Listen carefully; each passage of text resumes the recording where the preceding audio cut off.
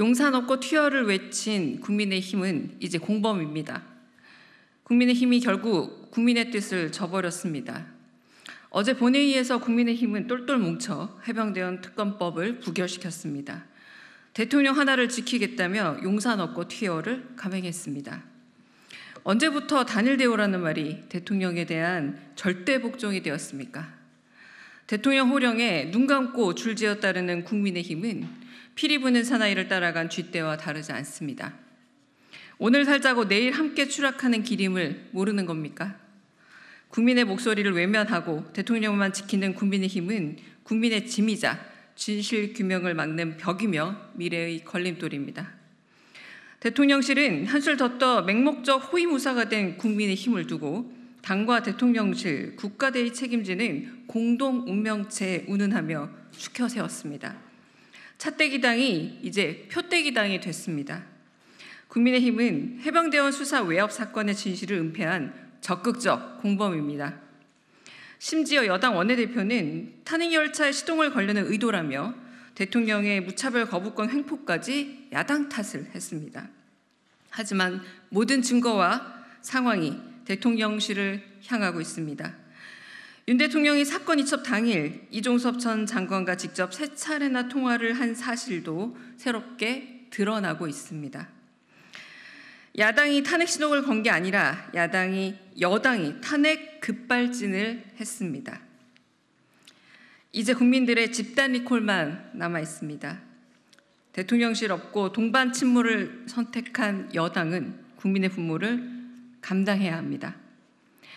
더불어민주당은 22대 국회에서 민심을 짓밟는 정부와 자기 속 챙기기에 몰두한 여당의 책임을 강하게 묻고 진실을 규명하겠습니다.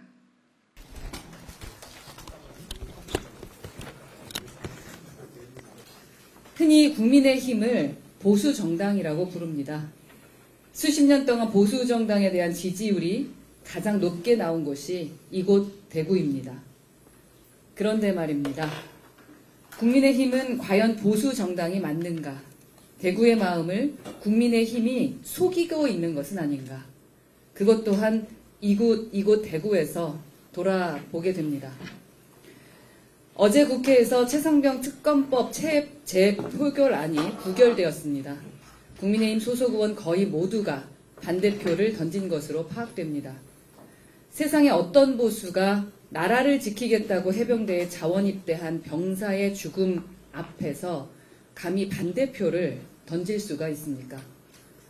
윤석열 대통령은 취임사의 자유를 35번이나 언급할 정도로 자칭 자유주의자입니다. 세상에 어떤 자유주의자 대통령이 20살 병사의 죽음에 책임을 묻는 수사단장에게 압력을 넣고 그 진실을 밝히자는 특검법에 비겁하게 거부권을 행사할 수 있습니까? 보수의 기본은 책임을 다하는 겁니다. 명예와 염치를 아는 겁니다. 더불어민주당은 내일부터 임기가 시작되는 22대 국회에서 최상병 특검법을 당론으로 채택해 다시 발의하기로 했습니다. 대통령이 거부권을 행사한다 해도 법 추진을 계속하겠다고 강조했습니다. 민주당은 내일 시작되는 22대 국회에서 곧바로 최해병 특검법을 내용을 보완해서 재발의하겠습니다. 아무리 거부권을 남발해도 끝까지 막아내겠습니다. 다른 야당들도 국방부가 최상병 사건 기록을 회수한 당일 윤석열 대통령의 개인 휴대전화와 이종섭 당시 국방장관 사이 통화 내역을 두고 대통령이 수사 대상이라고 공세 수위를 높였습니다. 계란말이도 김치찌개도 진실을 덮지 못하는구나, 이런 생각이 먼저 들었습니다. 수사를 왜곡시키는 것에 개입했다는 직접 증거가 나타난 것입니다. 국민의힘은 어제 21대 마지막 본회의에 대해 국민들은 삶과 직결된 법안들이 합의 속에 처리되는 모습을 보고 싶었겠지만 거대 야당의 입법 폭주로 그 기대가 깨졌다고 주장했습니다.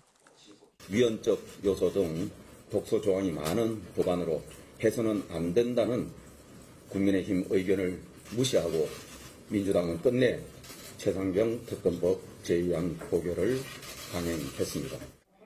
국민의힘은 어제 야권 단독으로 통과시킨 전세 사기 특별법과 민주유공자법 등 4개 법안에 대해 대통령에게 제2요구권, 즉 거부권 행사를 건의할 방침입니다. 정부도 오늘 오후 임시 국무회의를 열고 이들 법안들에 대해 거부권을 행사하라는 안건을 의결할 예정입니다. 다만 정부는 피해자 의료비 지원 기간을 늘리는 내용의 세월호 피해 지원법은 그대로 공포할 방침입니다. MBC 뉴스 조재영입니다.